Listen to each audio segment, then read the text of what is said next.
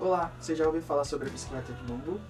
Diversos grupos ao redor do mundo têm dedicado tempo e estudo sobre esse material e a prática da mobilidade ativa.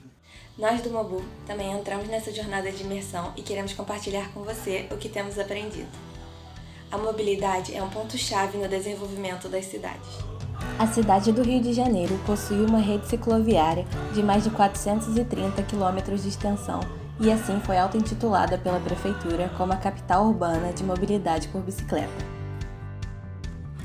Os principais investimentos da Prefeitura na área de mobilidade são em transportes de massa, como BRT, VLT, corredores de BRS e a expansão do metrô, muito relacionados com os eventos esportivos que aconteceram na cidade nos últimos anos. Esses eventos também contribuíram para o crescimento da rede cicloviária, mas mais concentrada nas áreas turísticas e de eventos da cidade, como Zona Sul e Barra da Tijuca. Elas são escassas nas transições entre os bairros ou conexões com o centro. Nas zonas norte e oeste, essa infraestrutura é quase inexistente. Assim, a bicicleta ainda é tratada como transporte de lazer e não cotidiano. Um dos principais problemas do uso da bicicleta no Rio é o tamanho da cidade, que gera grande distância entre o centro e a periferia, chegando a 64 quilômetros do centro do Rio até Santa Cruz, o que também causa o grande tempo de trajeto de casa para o trabalho.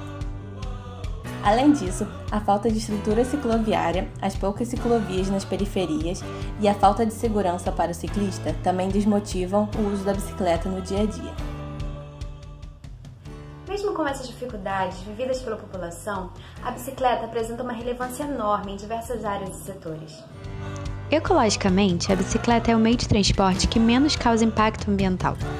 Estudos feitos pela Comissão Europeia de Mobilidade mostram que a bicicleta se mostra mais eficiente do que os demais meios de transporte em vários quesitos. Se comparado com uma caminhada, ela vai mais longe no mesmo espaço de tempo. Se comparada a um carro, ocupa menos espaço e emite menos CO2. Se comparada com um avião, ela polui 250% a menos. Mas não dá para ir do Rio de Janeiro até Roraima de bike, né? Então, quando a bicicleta pode efetivamente ser usada? Uma possível solução no Brasil seria usar a bicicleta como meio de transporte de primeiro grau, ou seja, servir no deslocamento de casa até um meio de transporte de maior capacidade, como os trens, os BRTs e metrô, por exemplo. O compartilhamento das bicicletas se mostraria muito eficaz nesse cenário, enquanto a bike individual teria que ficar estacionada demandando a instalação de bicicletários, um sistema de compartilhamento de bicicletas eliminaria a necessidade desse equipamento. Isso seria um estímulo ao uso da bicicleta, já que 57,6% dos brasileiros dizem não usar a bicicleta por falta de infraestruturas como os bicicletários, motivo muito maior que o medo de andar por conta de assaltos, por exemplo. Essa partilha das bikes promoveria, então, retornos em várias áreas. Financeiramente, segundo um estudo da cidade de Copenhague, a bicicleta promove um retorno monetário literal para a sociedade.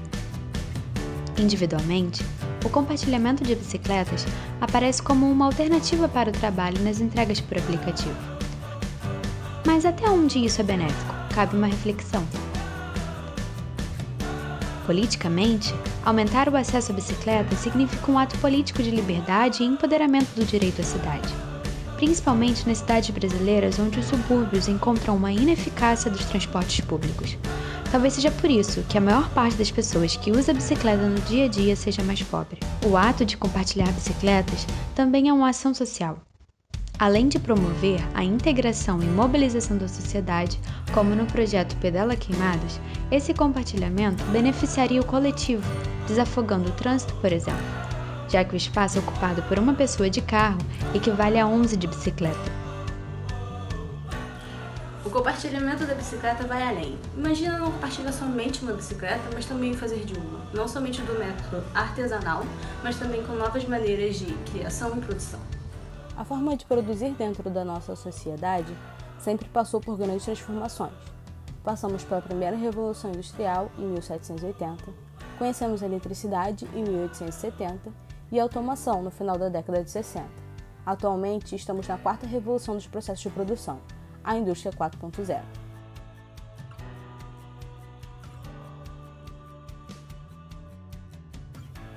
Mas então, o que é a indústria 4.0? É um conceito de indústria englobando as principais inovações tecnológicas dos campos de automação, controle e tecnologia da informação, aplicado aos processos de manufatura. A indústria 4.0 é composta por conceitos, muitos deles já somos familiarizados, como a computação em nuvem e a realidade aumentada, unindo assim o físico, o digital e o biológico.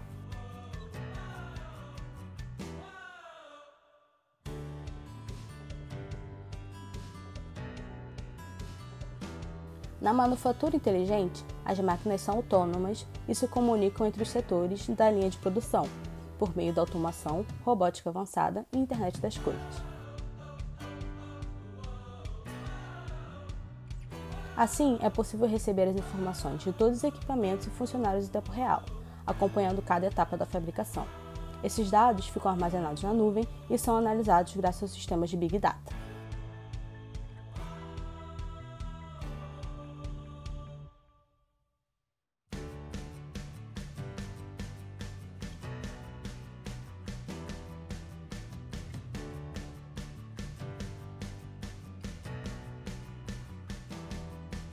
Com essas inovações todas, temos novas ideias caminhando junto, como no caso do Design Thinking, que consiste na aplicação de ideias em princípios básicos de design, a criação de estratégias em cada etapa de qualquer processo de um negócio, isto é, compreender os desejos, desafios e expectativas dos clientes, consumidores e fornecedores, propondo algo que agregue a eles para não apenas ter um resultado prático, mas tornar o negócio algo mais desejável.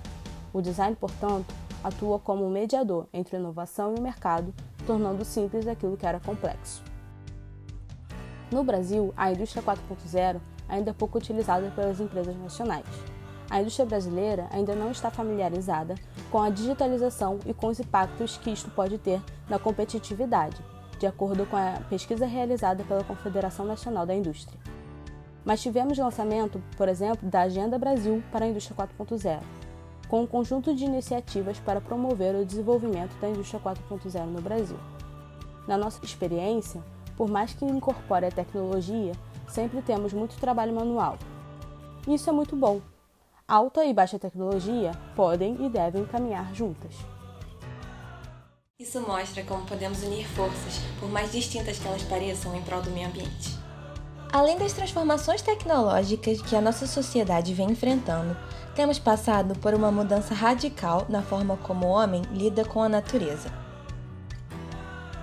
Com o uso excessivo e indevido dos recursos do planeta ao longo dos anos, muitos prejuízos ambientais, sociais e econômicos já podem ser vistos na sociedade.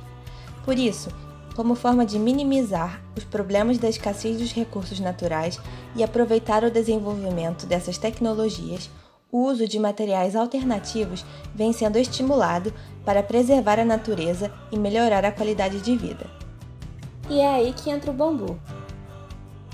Ele pode ser considerado um recurso renovável e sustentável, graças à alta capacidade de geração de brotos anualmente. Seu rápido desenvolvimento faz com que as colheitas sejam em ciclos curtos, de 2 a 4 anos.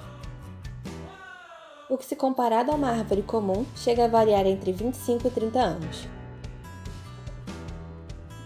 O bambu está entre as plantas de crescimento mais rápido do planeta, crescendo até 1 metro por dia.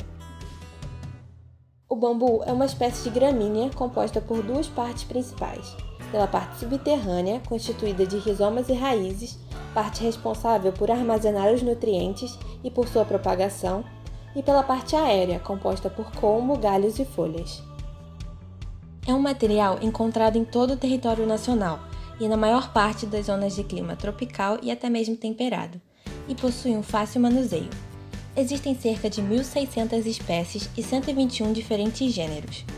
O Brasil é o país com o maior número de espécies das Américas, com cerca de 200 espécies, entre nativas e exóticas, sendo a grande maioria endêmica, típica do local. Uma das maiores florestas nativas de bambu do planeta localiza-se na Amazônia Sul-Ocidental e engloba parte do estado do Amazonas e a maior parte do estado do Acre. Nessa região, por exemplo, ocorrem grandes concentrações de bambus nativos do gênero Guadua. No geral, as espécies nativas são conhecidas geralmente por taquara, taboca, jativoca, taquaruçu ou taboca-açu, conforme sua região de ocorrência. Tais espécies, geralmente de porte arbustivo, se misturam e se confundem com a floresta.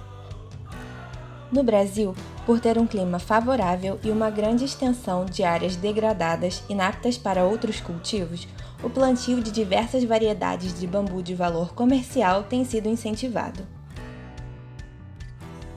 Sua resistência às forças de compressão e tração é muito alta, possuindo um desempenho comparável ao aço. Não é à toa que o bambu é conhecido como aço verde, né? Mas o que torna o bambu tão eficiente assim? Possui uma estrutura naturalmente estável. Possui uma parede fibrosa que lhe dá resistência, diafragmas entre os colmos que fornecem maior rigidez para suportar a ação dos ventos e do próprio peso, e possui uma forma tubular.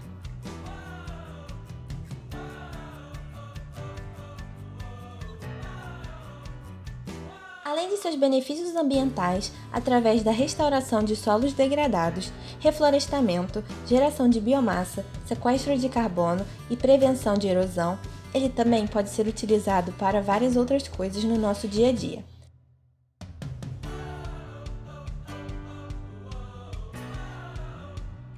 O bambu in natura, no modo convencional, pode ser usado para utensílios domésticos, artesanato, alimentação, cosméticos, bicicletas e até para a construção civil.